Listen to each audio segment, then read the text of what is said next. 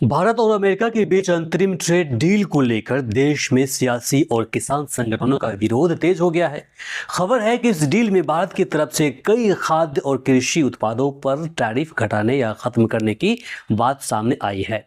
इसे लेकर संयुक्त किसान मोर्चा यानी एसकेएम ने सरकार पर पूर्ण आत्मसमर्पण का आरोप लगाया है और वाणिज्य मंत्री पीयूष गोयल से इस्तीफे की मांग की है। वहीं पीयूष गोयल ने कहा है कि संवेदनशील कृषि और डेयरी उत्पादों में भारतीय किसानों के हित सुरक्षित रखे गए हैं। कृषि मंत्री शिवराज सिंह चौहान ने भी दावा किया है कि सरकार के लिए किसान सर्वोपरि है और डील में किसानों के हितों की रक्षा हुई है। उधर कांग्रेस ने सरकार पर विश्वासघात का आरोप लगाया है। भारत और अमेरिका के बीच अंतरिम ट्रेड डील के बाद रूस से तेल खरीद को लेकर नई बहस शुरू हो गई है। अमेरिकी राष्ट्रपति डोनाल्ड ट्रंप ने दावा किया है कि भारत ने रूस से तेल न खरीदने का आश्वासन दिया है और अब अमेरिका व अन्य देशों से तेल खरीदेगा। ट्रंप ने यह भी कहा कि अगर भारत रूसी तेल खरीद जारी रखता है तो उस पर दोबारा अतिरिक्त टैरिफ लगाया जा सकता है। हालांकि भारत सरकार की तरफ से इस दावे पर अब तक कोई स्पष्ट प्रतिक्रिया नहीं आई है। रिपोर्ट के मुताबिक विदेश मंत्रालय पहले ही यह कह चुका है कि भारत के लिए 1.4 अरब लोगों की ऊर्जा जरूरतें पूरी करना सबसे बड़ी प्राथमिकता है। बता दें कि यूक्रेन युद्ध के बाद पश्चिमी देशों के प्रतिबंधों के बीच भारत ने रियायती दरों पर रूसी तेल खरीद बढ़ाई थी। हाल के हफ्तों में इसमें गिरावट की खबरें भी सामने आई है। पटना के गर्ल्स हॉस्टल में जहानाबाद के नीट छात्रा की संदिग्ध मौत के मामले में परिवार ने न्यायिक जांच की मांग तेज कर दी है। रविवार को छात्रा के माता पिता दिल्ली के जंतर मंतर पर भी प्रदर्शन किए। छात्रा की मां ने कहा कि उन्हें बिहार सरकार और सीबीआई जांच पर भरोसा नहीं है और सुप्रीम कोर्ट या हाई कोर्ट के जज की निगरानी में जांच होनी चाहिए। उन्होंने कहा कि यह सिर्फ एक बेटी की मां का दर्द नहीं बल्कि पूरे समाज का दर्द है। परिवार का आरोप है कि इस मामले में हॉस्टल संचालक, डॉक्टर और सिस्टम जिम्मेदार हैं।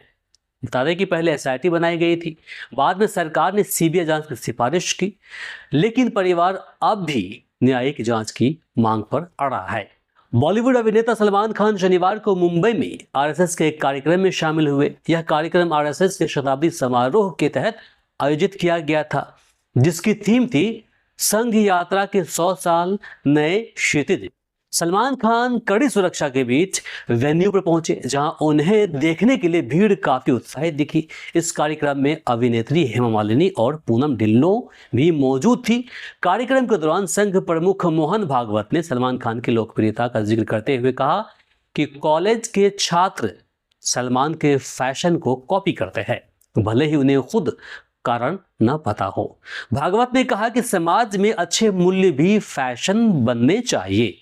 वही सलमान इन दिनों अपनी आने वाले फिल्म बैटल ऑफ गलवान की शूटिंग में व्यस्त बताए जा रहे हैं। पश्चिम बंगाल में 17वीं विधानसभा का अंतिम बजट सत्र खत्म हो गया है, लेकिन राजनीति और तेज हो गई है। एक तरफ अगले कुछ हफ्तों में विधानसभा चुनाव की तारीखों का ऐलान की चर्चा है, तो दूसरी तरफ राज्यसभा चुनाव की तैयारियां भी शुरू हो गई है।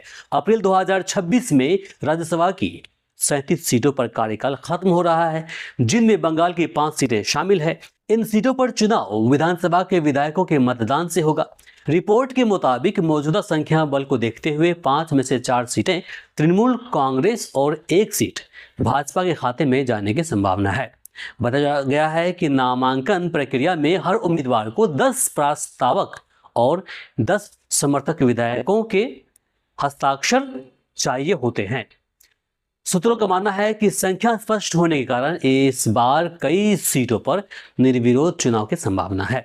देश के 9 राज्यों और 3 केंद्र शासित प्रदेशों में मतदाता सूची का विशेष पुनरीक्षण यानी एसआईआर चल रहा है, जिनमें करीब 51 करोड़ मतदाता शामिल है। उत्तर प्रदेश में यह प्रक्रिया अंतिम चरण में है और अंतिम मतदाता सूची 10 अप्रैल को जारी होगी।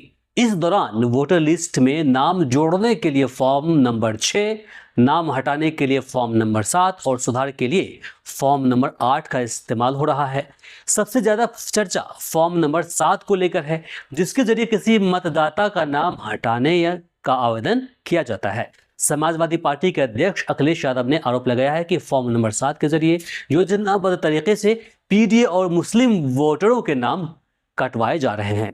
तो वही चुनाव आयोग का कहना है कि बिना नोटिस और सुनवाई के किसी का नाम नहीं हटाया जाएगा और गलत जानकारी देने पर जेल व जुर्माने का प्रावधान है। मध्य प्रदेश के नीमच जिले के रानपुर गांव में मधुमक्खियों के हमले में एक आंगनबाड़ी सहायिका की मौत हो गई, लेकिन उनकी बहादुरी ने करीब 25 बच्चों की जान बचा ली।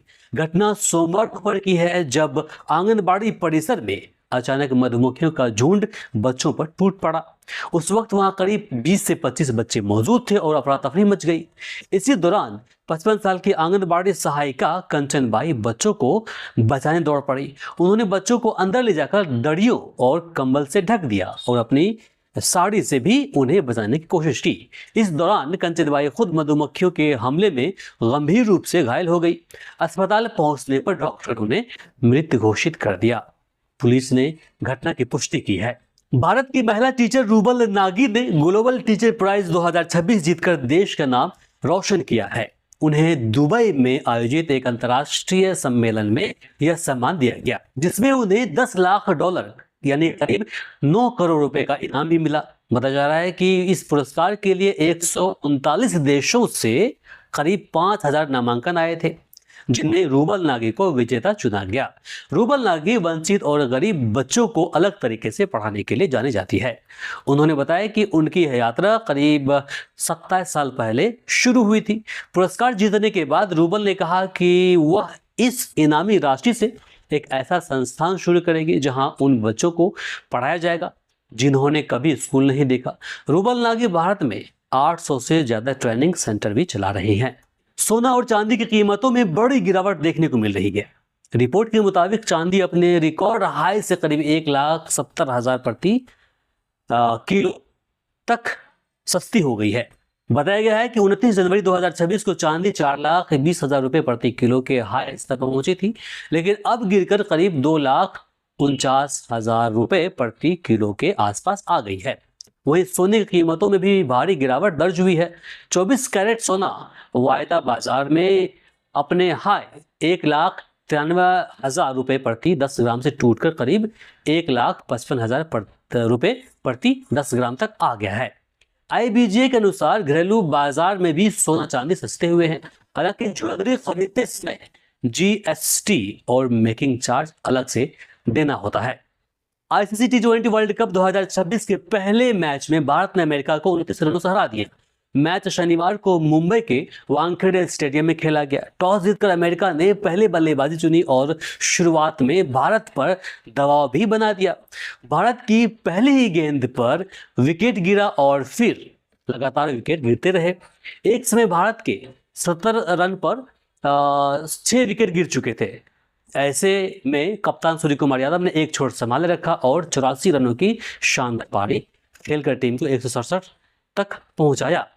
जवाब में अमेरिका लक्ष्य हासिल नहीं कर सका और भारत ने 29 रनों से जीत दर्ज की। इस मैच को लेकर पाकिस्तान में भी खूब चर्चा हो रही है, जहां पूर्व खिलाड़ियों ने सूर्य कुमार यादव की पारी और उनकी वापसी की जमकर तारीफ की है।